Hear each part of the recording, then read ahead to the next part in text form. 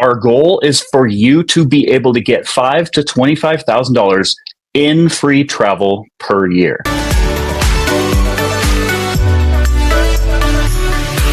One of my favorite sites for stretching points as far as possible, a site called Seats.Aero. This is to points what Google Flights is to cash deals. Seats.Aero, Rome.Travel, Award Tool, and various tools like that shop all of the airline sites and show you how to stretch your points as far as possible. What I really wanted to do is go ahead and start off with Delta hubs. So Atlanta is the biggest one. Detroit and Minneapolis are both up there. Salt Lake doesn't matter as much because we're looking to go to Europe. For right now, we're just going to look for 3 airports. We'll cast a wider net. So these are just Delta flights from the 3 biggest Delta hubs to anywhere in Europe. And this is plus or minus 180 days from July 31st. We're just looking at Delta right now. And let's give a quick orientation of this tool. So I basically we're searching for anywhere in all of Europe because that's a great strategy to stretch your points as far as possible. Now, my experience is most people think of Delta and, it's going to take a minimum of 100,000 points, if not more, to fly round trip. But there are ways to find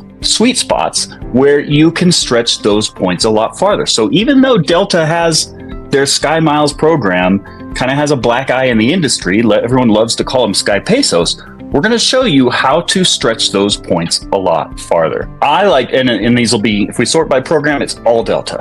And then of course, this is telling us where it's departing from and where it arrives. And then the rest should be pretty straightforward.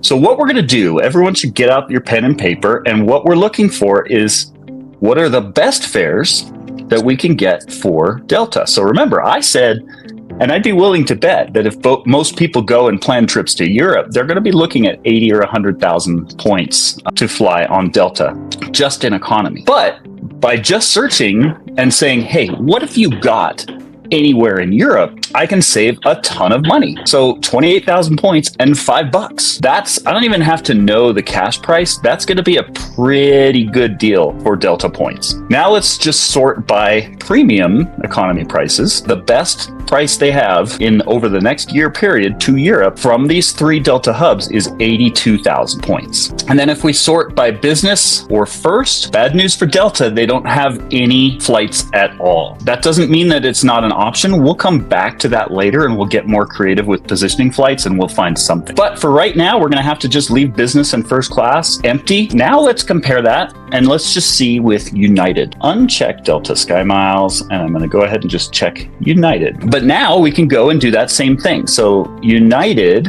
economy, 38,000 points, so a little more expensive, probably because we're searching out of Delta hubs, but we'll come back to that. So 38,000 points, and that will get you from Detroit to Frankfurt or Minneapolis to Frankfurt in economy. Oops, and it looks like a little more direct. Premium, United does not have anything in premium economy, but the good news is they've got a lot in business class. Detroit to Istanbul, Atlanta to Frankfurt, lots and lots of Detroit. I think because both Delta and United share a hub there in Detroit. But business class, if I remember right, Delta was 82,000 for premium economy. United is business class 88,000, and that's kind of their standard saver fare. You can find a lot of 88,000 point deals, and that's like a signature. If someone ever says I paid 88,000 points, odds are it was a United flight. So let's go ahead and just write down those boxes for what flight prices were. And again, put a little asterisk to those next to those prices. These are United prices in Delta hubs. Okay, so let's go ahead and do the third,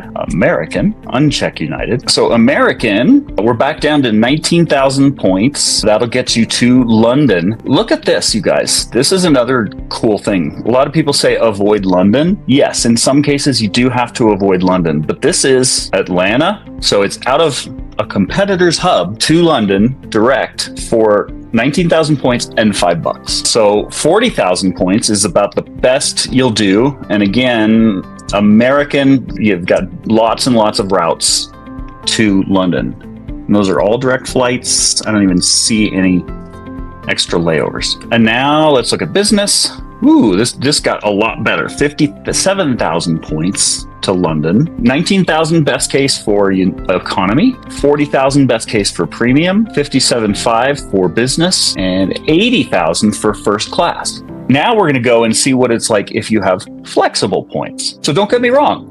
I just showed you how to stretch your Delta, United, or American, or JetBlue. I mean, whatever points you have, you can go and do this and figure out how to stretch those as far as possible by simply going when and where the deal is. So with that said, let's see what being a free agent and being able to play the field can do. So we're going to uncheck any one airline. And now we're just going to look at options. We're not going to look at all the options, but we're just going to look at options if you have flexible points. Now, we're big believers in American Express and Chase. But for anyone that's sitting on a bunch of Capital One points, great. Let's go ahead and check Bilt as well. And then, as you all know, we're big fans of Rove. They also have flexible points, so we're going to check those off.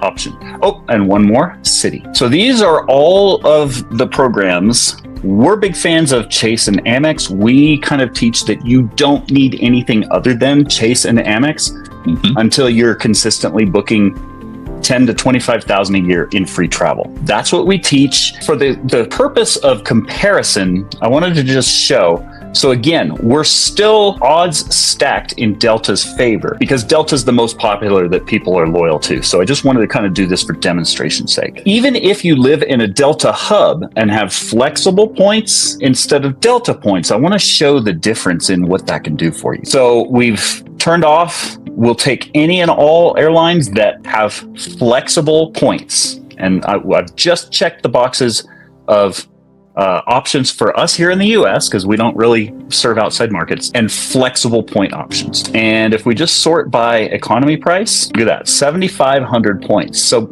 being able to be a free agent allows you to spend less than half, I believe the best performer of American Airlines. Now, granted, there are a little more taxes, and you have to do the math on that, but that's what we have a calculator for. So we've got pages and pages, and we're still not even close to the amount of points that our best contender, which I believe was American, had. So let's go back to page 1. Now let's look at premium economy. I believe the best we had was 40,000, and those ranged from 40 to 80,000 points. Premium economy, 13,500. So we get a lot of people that say, I would never upgrade. It's just, 7 hours of being uncomfortable. I can handle that. And then business, 29,000 points, you guys. You can fly in business class. Now, that a little more taxes, you got to get out the calculator to see if that's worthwhile. But 29,000, 38, 40,000 points. You could fly round trip in business class for the same amount of points as what Delta was charging for premium economy. And ironically, that's going to be on Delta Airlines. And now let's talk about the power of being a free agent, as well as the power of doing something that we call positioning flights. And what that means is you want to go to Europe. Great. But odds of there being a great deal from your home airport are very, very slim. Remember, good deals on points represent 1 in 100, if not 1 in 1,000 deals out there. So you have to be very selective and very creative with finding those good deals. If not, you may as well just quit. If you just want to use points for your annual trip to Cabo, the odds of that being a great use of points are going to be very, very slim. Now, you can be flexible on dates. The key here is you have to be flexible on either where you're going to go or where you're going to get yourself to in order to find the best deal. And we call that positioning flights. Hopefully that gave some ideas of, if you already have points with Delta, United,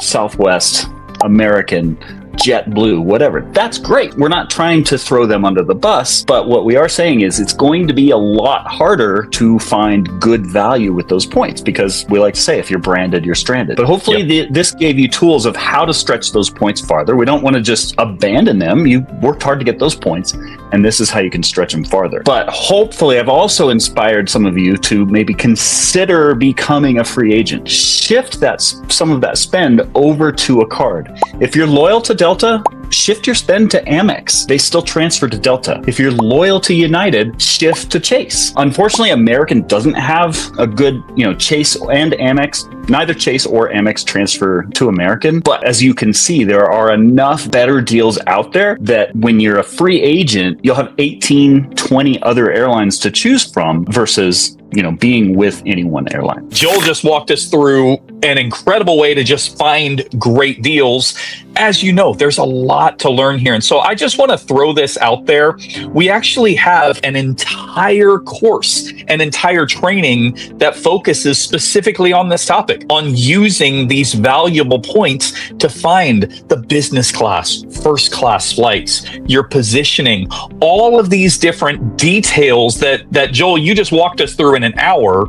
There's an entire course that actually walks you through how to do it step by step and is actually supported by our two redemption experts, Stephanie and Tom. Well, Sherry mentioned as well, all the membership courses are excellent. Highly recommend.